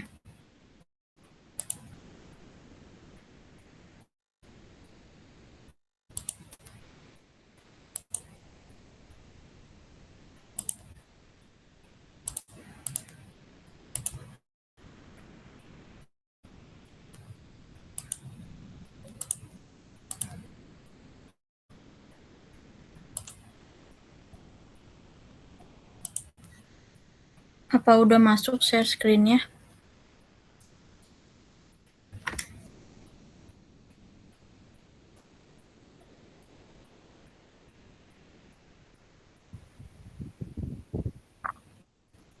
Belum full screen. Kenapa? Bukan yang full screen.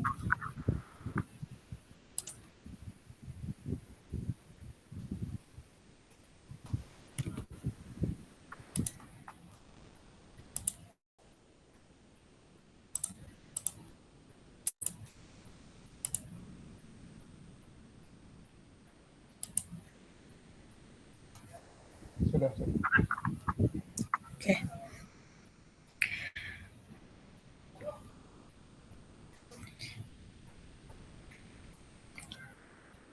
Assalamualaikum warahmatullahi wabarakatuh. Yang saya hormati Ketua Penguji Sidang pada hari ini, Bapak Erian Rizal Eskom Mkom, dan yang saya hormati dosen penguji 2, Bapak Isa Fakihudin Eskom MMSI, serta dosen pembimbing saya itu Bapak Firman Nur Hasan Eskom MTI. Sebelumnya perkenalkan, saya Laila Atika Sari dengan NIM 2003015142. Di sini saya melakukan penelitian dengan judul Analysis of Public Sentiment on Google Play Store TJ Application User Using Naive-Bayes Classifier Method. Yang mana penelitian ini dilakukan melalui jalur publikasi. Sebelumnya, izinkan saya memperkenalkan saya melakukan publikasinya di JUTIF dengan volume 5 nomor 1 Februari 2024, yang mana JUTIF ini berakreditasi Sinta 3. Artikel saya diterima pada 28 Desember 2023, lalu diproses revisi pada 20 Januari dan publis pada 16 Februari 2024. Berikut ini merupakan grafik yang saya dapatkan dari Databox, yang mana berisi survei mengenai jumlah pengguna beberapa moda transportasi di Jakarta pada tahun 2023, yang mana terlihat bahwa grafik ini Transjakarta merupakan moda transportasi umum yang paling banyak digunakan oleh masyarakat Jakarta dibanding moda transportasi lain, yaitu sebanyak 1 juta penumpang per harinya. Dan untuk aplikasi TJ sendiri, pada Google Play Store terdapat hasil download atau pengunduhan aplikasi sebanyak 1 juta pengguna.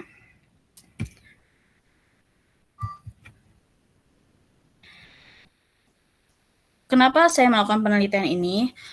Tentu terbukti bahwa melalui grafik tadi pengguna Transjakarta banyak di DKI Jakarta, dan aplikasi TJ ini merupakan salah satu inovasi yang dilakukan oleh PT Transportasi Jakarta dalam mengupayakan pemberian layanan yang berkualitas kepada pengguna, yang mana aplikasi ini memiliki berbagai fitur yang membantu pengguna jasa Transjakarta, seperti informasi terupdate mengenai rute layanan yang sedang beroperasi setiap harinya, dan fitur pembelian tiket yang dapat memudahkan pengguna jasa Transjakarta.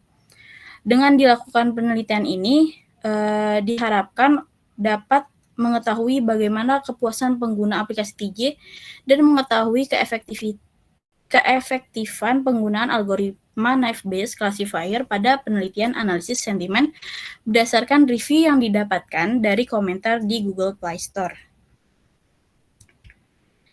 Pada penelitian ini terdapat 3 rumus masalah, yang mana yang pertama, bagaimana melakukan analisis sentimen terhadap aplikasi TJ berdasarkan ulasan pengguna di Google Play Store.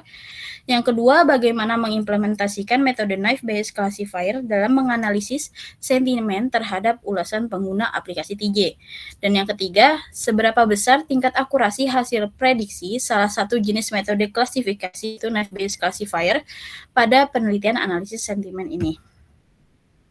Sedangkan untuk batasan masalahnya, yang pertama itu peneliti hanya menggunakan data ulasan yang ditemukan di Google Play Store para pengguna aplikasi TJ. Dan yang kedua, peneliti menggunakan metode Knife Bayes Classifier yang merupakan jenis metode klasifikasi tanpa membandingkan dengan metode lainnya. Dan yang terakhir, peneliti difokuskan terhadap ulasan pengguna aplikasi TJ dan tidak menganalisis sentimen terhadap aspek antarmuka, fitur, dan keamanan privacy dari aplikasi TJ secara mendalam. Untuk tujuannya, penelitian ini yang pertama itu mengetahui hasil analisis sentimen pendapat pengguna aplikasi TJ berdasarkan komentar yang ada pada ulasan Google Play Store. Yang kedua, menerapkan salah satu jenis metode klasifikasi untuk melakukan analisis sentimen yaitu metode Knife Bayes Classifier. Dan yang terakhir, sebagai masukan bagi PT Transportasi Jakarta dalam melakukan pengembangan pada sistem aplikasi TJ ke depannya, yang mana tujuan dari mereka adalah sebagai penunjang atau sebagai penunjang bagi para pengguna Transjakarta sendiri. Kemudian, dalam penelitian ini terdapat 3 manfaat. Yang pertama bagi pengguna aplikasi TJ, yang kedua bagi PT Transportasi Jakarta, dan yang terakhir bagi peneliti. Untuk pengguna aplikasi TJ, di mana bermanfaat sebagai pengetahuan bagaimana pengalaman para pengguna lain dalam menggunakan aplikasi TJ dan dapat mengetahui kelebihan maupun kekurangan dari aplikasi TJ itu sendiri. Dan yang untuk PT Transportasi Jakarta tentunya mendapatkan informasi untuk dapat digunakan dalam mengidentifikasi masalah maupun kekurangan yang ada pada aplikasi TJ sehingga dapat membuat perancangan dalam peningkatan kualitas pada aplikasi TJ ke depannya. Sedangkan untuk peneliti dapat mengembangkan pengetahuan mengenai bagaimana analisis sentimen dilakukan terlebih dalam penggunaan metode Knife Bayes Classifier. Untuk landasan teorinya, di sini terdapat 7 landasan teori di mana aplikasi TJ sebagai objek yang digunakan oleh peneliti pada penelitian ini. Kemudian ada Google Play Store yang digunakan peneliti sebagai sumber untuk mengambil data dalam penelitian ini. Untuk selanjutnya ada web scraping, yaitu metode yang digunakan oleh peneliti dalam mengambil data yang ada pada Google Play Store yang digunakan juga sebagai dan digunakan juga Google Colab sebagai tools dalam pengambilan data tersebut. Selanjutnya digunakan landasan teori berupa RapidMiner sebagai tools yang digunakan peneliti dalam melakukan penelitian analisis sentimen pada penelitian kali ini. Dan Knife Bayes Classifier sebagai metode yang digunakan sebagai metode yang digunakan pada penelitian ini, dan yang terakhir Confusion Metric sebagai evaluasi yang dilakukan sebagai metode evaluasi yang digunakan peneliti dalam proses penelitian analisis sentimen ini. Untuk penelitian yang relevan, yang pertama dari Permana et al. Pada 2021 yang mana melakukan penelitian analisis sentimen pengguna aplikasi video conference pada ulasan Google Play Store menggunakan metode Knife Bayes Classifier, di mana antara penelitian ini dengan penelitian yang saya lakukan terdapat kesamaan pada sumber yang digunakan, yaitu dari Google Play Store, dan terdapat beberapa proses pre-processing yang sama. Untuk Ramadan et al. Melakukan penelitian berjudul analisis sentimen ulasan pada aplikasi e-commerce dengan menggunakan algoritma Knife Bayes, di mana saya mengambil rasio 80/20 pada penelitian Ramadan dan kawan-kawan itu. Rasio tersebut merupakan rasio yang paling baik dari rasio-rasio yang mereka gunakan dalam perbandingannya. Dan yang terakhir ada Sari dan kawan-kawan saya sama pada metode web scraping-nya. Berikut ini ada diagram alir di mana prosesnya dimulai dari scraping data yang diawali dari Google Play Store, mengambil data dari aplikasi TJ, dan menggunakan tools Google Colab yang mana hasilnya dijadikan file CSV. Kemudian dilakukan preprocessing. Dalam preprocessing ini terdapat 5 tahapan, yaitu cleaning, tokenizing, transform case, filter stop word, dan filter token by length. Yang kemudian hasil dari preprocessing ini dilanjutkan pada labeling yang dibagi menjadi 80/20, di mana 80 data latih dan 20 data uji. Pada data uji ini dilakukan implementasi naive Bayes dan kemudian dilakukan evaluasi berupa akurasi, precision, recall, dan akhirnya dibuat laporan hasil.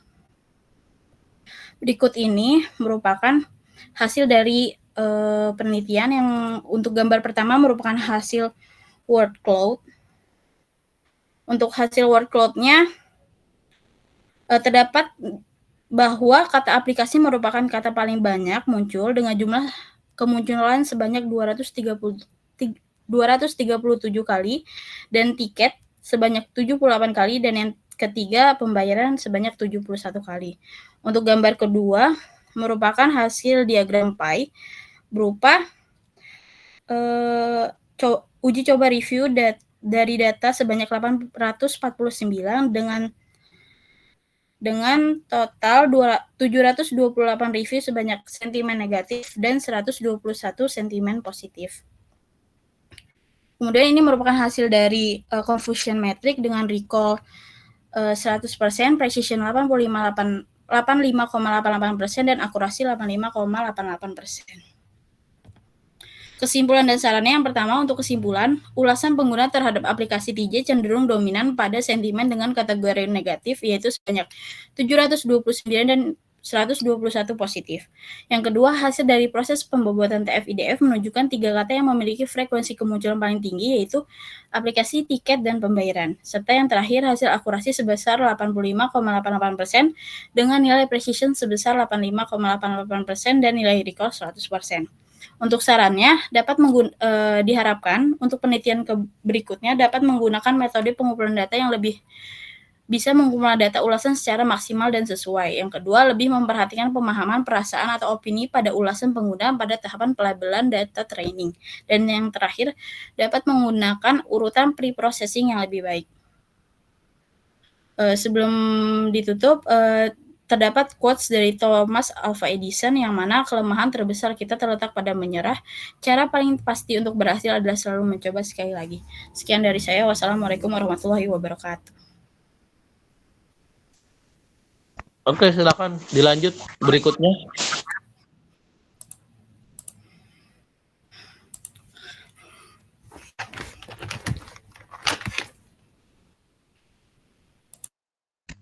Ada lagi kah?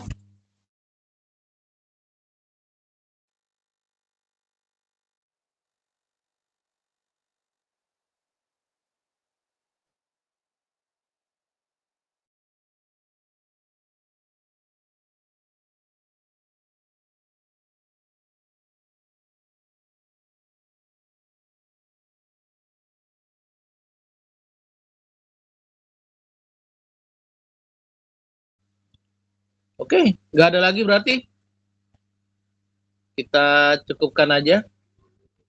Laila mana tadi? Ke Google Form-nya. Di-share ya, jangan lupa ya. Boleh juga di-share di grup bimbingan skripsi ya.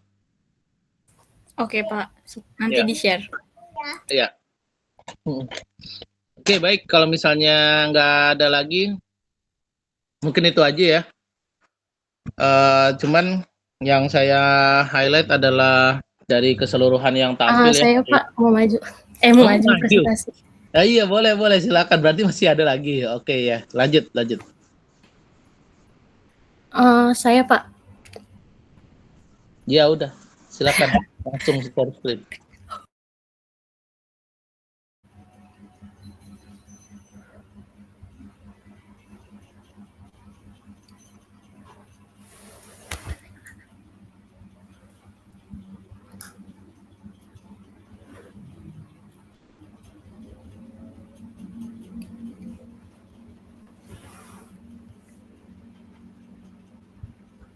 Udah muncul belum, Pak? Oke. Full screen aja langsung. Oke.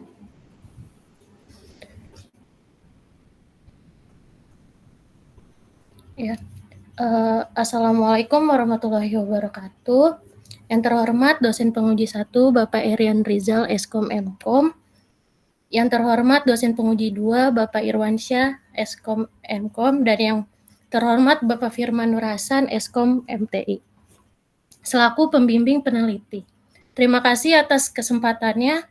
Saya Sania Wulandari dengan NIM 230-15031 akan mempresentasikan hasil dari penelitian saya dengan judul Analisis Sentimen Masyarakat Indonesia terhadap pengalaman belanja thrifting pada media sosial Twitter menggunakan algoritma naive Bayes.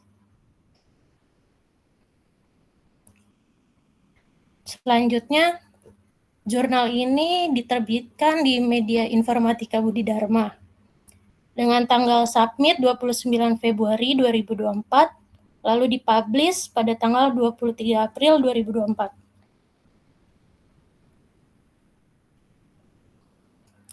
Selanjutnya adalah latar belakang. Di Indonesia, thrifting semakin digemari oleh milenial dan generasi Z, dikarenakan harganya terjangkau dan juga membantu mengurangi pemborosan. Dan dampak positifnya terhadap lingkungan adalah mengurangi polusi udara, air, dan limbah tekstil. Yang membuat thrifting menjadi pilihan belanja yang ramah lingkungan. Lalu, Twitter sebagai alat berbagi informasi, dimanfaatkan untuk menyampaikan berita dan opini, termasuk tentang terus. Bapak, saya boleh ulang nggak, Pak?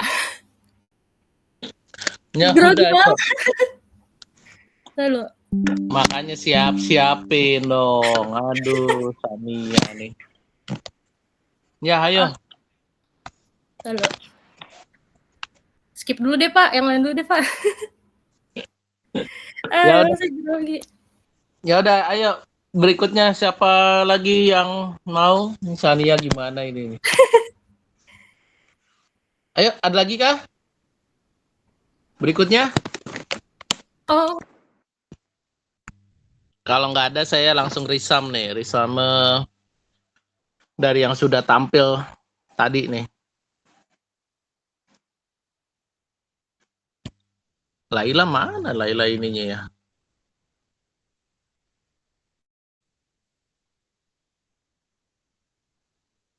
Oke. Kalau misalnya nggak ada lagi ya. Tadi saya lanjutkan ya. Yang saya highlight adalah, saya nggak tahu ya, nantinya juga tuh akan seperti ini ya, dosen penguji melihat kalian nih tampil ya kan, saya bilang nanti tuh kita akan diuji ya, bisa saja dengan dalam satu sesi ya, satu sesi itu sesi pagi ada 4 orang, dan sesi siangnya 4 orang juga, artinya 8 orang itu akan diuji oleh dosen penguji yang sama. Dosen penguji yang sama ya, ada ya misalnya tadi ada A dan B. Saya nggak tahu tadi ada berapa orang yang maju, semuanya sama analisis sentimen, tapi yang maju tadi ya, yang dari yang tadi maju ya, saya udah kasih feedbacknya ya. Cuman yang masih kurang adalah nggak ada yang memperlihatkan kelebihannya. Saya sebenarnya mengharapkan tadi gitu ya, kan saya udah bilang dari pekan kemarin kalau kalian pernah publikasi, bahkan ada yang sampai 3 kali publikasi, itu diperlihatkan aja di PowerPoint-nya. Gitu. Ada juga yang publikasinya dengan mahasiswa asing, itu diperlihatkan aja, itu benar-benar nilai positif itu, serius. Ada juga yang misalnya ya publikasinya sampai di-download beberapa kali, itu udah perlihatkan aja di PowerPoint-nya. Saya yakin tadi kalian mungkin melihatnya ya monoton gitu ya, selain presentasinya ya. karena topiknya sama semua, analisis sentimen. Ya, misalnya kalian akan ya tadi ya ketika kalian jadi dosen penguji yang maju dengan topik yang sama gitu ya. Pembedanya di mana gitu loh. Ya kalau tadi saya bilang kalau misalnya ada yang sampai 3 kali publikasi ya perlihatkan bahwa saya udah pernah publikasi di jurnal ini, jurnal ini, jurnal ini. Itu kelebihannya. Tapi kalian enggak. Sayang banget gitu loh. Sayang banget. Dan itu harusnya istilahnya apa ya? Yaitu senjata pamungkasnya gitu. Kelebihan kalian apa? Kalau misalnya saya nggak pernah publikasi Pak, nggak pernah ini, iya berarti kalian harus kuat di presentasinya. Gitu. Presentasinya tadi ada yang masih ragu-ragu, ada yang masih ini, tapi ada juga yang sudah sangat bagus. Ada juga yang sudah sangat bagus. Gitu. Nah, itu harusnya dijadikan contoh ya. Dijadikan contoh berarti dia benar-benar memahami apa yang saya sampaikan di pekan kemarin. Itu benar-benar perfect lah. Gitu ya. Saya kasih feedbacknya juga overall bagus lah gitu. Kenapa ya? Karena ya dia benar-benar memahami yang kemarin saya sampaikan gitu. Dari mulai pembukaan, penyampaian materinya ya, durasinya juga tepat karena saya ukur ya. Terakhirnya juga terakhir aja sih yang agak miss gitu ya. Terakhirnya yang agak miss. Tapi nggak apa-apa. Nah itu ya. Jadi semoga dijadikan bahan ya karena tinggal beberapa hari lagi ya menuju sidang tugas akhir ya. Antara sidang tugas akhir itu tanggal 22 sampai 25. Bahkan bisa dipercepat ya, Ya nanti lihat aja jadwalnya. Jadi itu ya teman-teman mahasiswa, tingkatkan lagi ya presentasinya. Beruntung tadi yang sudah presentasi, kenapa? Karena dapat feedback dari teman-temannya sehingga dia tahu, oh iya berarti kurangnya di sini nih. Google Form-nya juga bervariasi ya, tapi ya sesuai kebutuhannya dia. Ternyata dia ya kebutuhannya seperti itu. Saya apresiasi ya. Oke, baik. Itu ya mungkin teman-teman mahasiswa ya. Tadi ada beberapa mahasiswa juga yang chat sama saya, ada nggak presentasi sesi kedua? Nggak ada ya. Jadi kita satu aja gitu ya. Jadi ya hari ini aja. Nanti kalian perbaiki lagi, belajar lagi di rumah. Ya, ada yang tadi benar-benar perfect ya menurut saya ya. Ada juga yang cuman tinggal miss sedikit lagi, tapi dari yang maju semua tadi nggak ada yang menampilkan kelebihan dirinya masing-masing, nggak ada gitu. Padahal saya sudah sampaikan kemarin itu bahwa ya kalau terlihat sama semua nggak ada pembedanya gitu. Nah justru kalian yang menampilkan diri kalian sendiri gitu. Sama seperti kalian nanti ya wawancara atau interview pekerjaan ya. Saya udah berkali-kali interview pekerjaan gitu. Ya jadikan diri Anda berbeda dari pelamar yang lainnya. Tapi tentunya tidak mengada-ngada, ya Anda bukan super power, bukan Superman lah istilahnya lah, bukan manusia super ya, tapi benar-benar tunjukkan kelebihan Anda gitu. Atau ada juga yang pakai strategi menunjukkan kekurangannya, tapi kekurangannya itu nggak terlalu signifikan, sehingga itu jadi kelebihannya dia ya. Ada yang seperti itu, trik di wawancara banyak yang kayak gitu. Jadi itu ya teman-teman mahasiswa, terima kasih yang sudah hadir pada malam hari ini, yang sudah mau maju presentasi. Oh iya, kenapa nih ada yang nanya? Silakan. Pak, Silakan, saya izin nanya. Itu tadi yang perlihatkan kelebihan itu cukup ditampilkan aja apa perlu disebutkan juga Pak pas presentasi gitu? Ya kan ini kan saran saya sih harus sebaiknya dijelaskan juga gitu ya. Misalnya kan kemarin kan ada banyak ya, ada yang artikelnya telah di-download berkali-kali, ada yang kolaborasi juga dengan mahasiswa asing, bahkan ada yang publikasinya lebih dari 1. Okay. Ada juga yang selain dia punya publikasi, dia juga punya haki, ya dijelaskan aja. Terus kenapa ini yang dijadikan yang dijadikan pengganti skripsi? Nah, itu dijelaskan gitu. Ya intinya kita menjelaskan perbedaan kita dengan yang maju sebelum-sebelumnya sama yang nanti gitu kan. Karena kan kalian diuji dengan dosen yang sama gitu aja. Gitu. Kan bosen juga ya tadi ya, coba deh kalian lihat deh teman-teman kalian. Itu gitu ya. Ya ini di luar konten ya, di luar materi presentasinya, tapi topiknya semua sama. Penjelasannya mirip-mirip, tapi ya itu tadi nggak ada yang tuh kelebihannya dia di mana. Kayak pemain bola nih. Kita memilih pemain timnas misalnya ya. Dari ada ratusan pemain kita pilih 23. Pasti masing-masing punya kelebihannya. Entah dia kelebihannya di jago penalti misalnya, atau kelebihannya di dia nggak istimewa, overallnya biasa-biasa aja, tapi dia teamworknya oke, gitu loh. Gitu. Jadi kita harus tampilkan kita punya kelebihan di mana, gitu. Kalau kekurangan, namanya manusia punya kekurangan semua, gitu aja.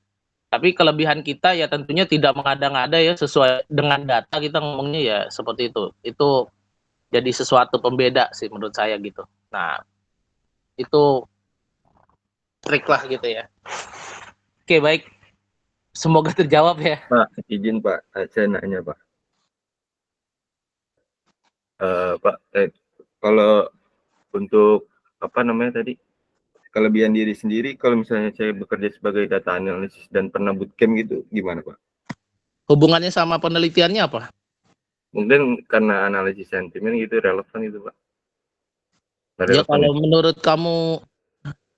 menurut kamu itu jadi kelebihan kamu, silahkan.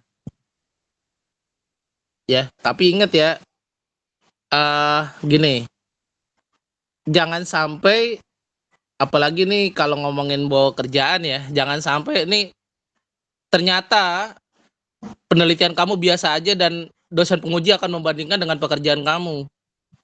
Gitu. Berarti nih kok pekerjaannya oke nih, relevan pengerjaannya. Tapi kok penelitiannya cuma sampai segini doang sih?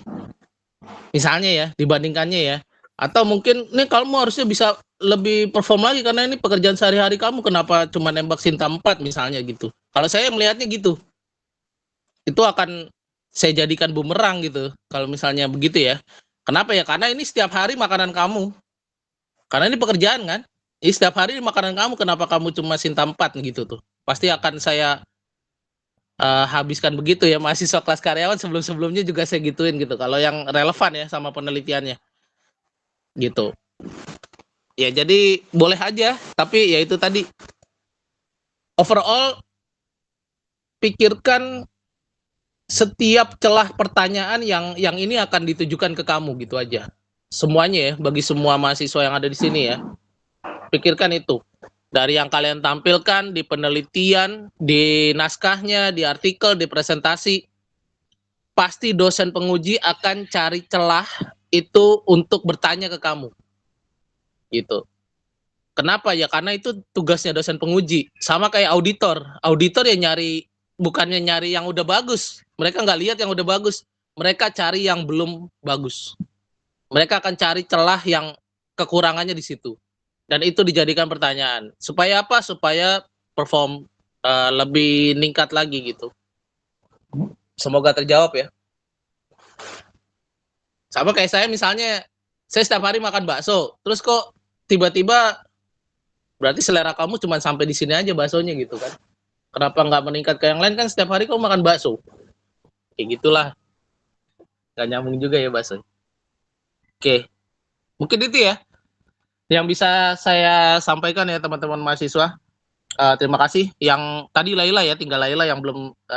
Tolong teman-teman yang udah nge-share feedback dikasih ya. Feedbacknya buat teman-teman yang sudah present. Oke, itu aja. Tetap semangat, tetap beribadah dengan baik dan benar. Sampai ketemu lagi di kesempatan berikutnya ya. Assalamualaikum warahmatullahi wabarakatuh. Waalaikumsalam warahmatullahi wabarakatuh. Terima kasih Pak. Terima kasih, Pak.